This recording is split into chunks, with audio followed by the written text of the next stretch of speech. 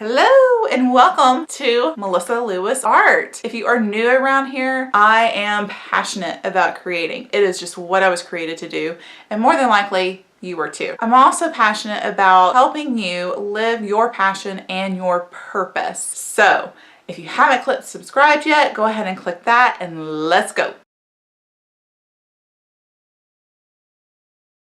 I love it when I get messages in my inbox, either on my Facebook page or on my DMs and Instagram. What I have found since I have really started building up that community on those two pages is that I love helping other people.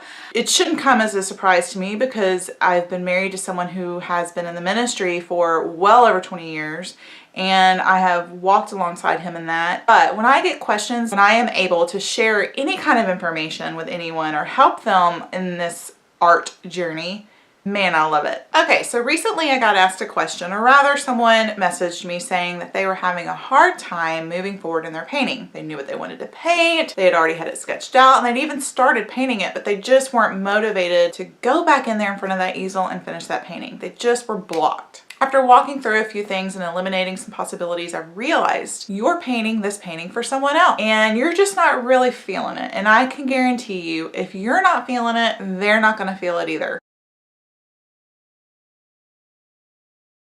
So recently I talked about the importance of having a color palette, how I go about creating that for myself, and the types of paints I use. And so I dove a little further into, did this person have a color palette? Yes, she did. However, she wasn't using colors that she loved. She was using new colors. She was kind of experimenting around and she just wasn't really digging them. So I asked her, I said, go around your house and take a look at the things that you find you love and what color are they? What common color do you see throughout room and room and room in your home? Go in your closet and find the pieces of clothes that you love the most. What colors are they? What is your favorite color? Give me one or two and let's build from there. If we're using colors in our art that we don't love, more than likely we're going to struggle when we're working on that piece. But if we are using, for example, my favorite colors are turquoise, teals, corals, mustards, yellows, greens, chartreuse, any of those colors, I am on fire and ready to go. So let's try choosing colors that just give you energy, and let's see if that will help you come out of that block and get that painting on that canvas.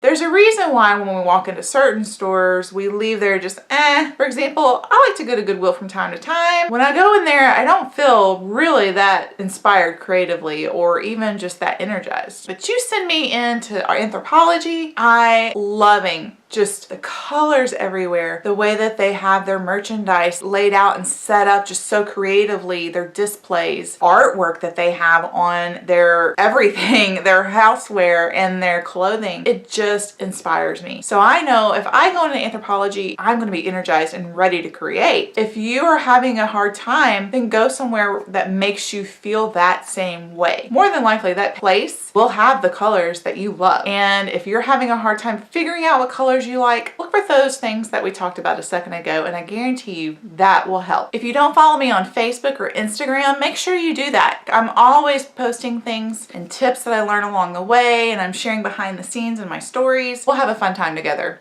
If you haven't subscribed to my YouTube channel, do that now. I am always looking for ways to bring you tips and tricks and just inspire you to be your most creative self.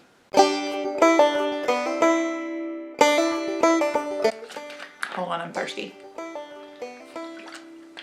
When those two things come together,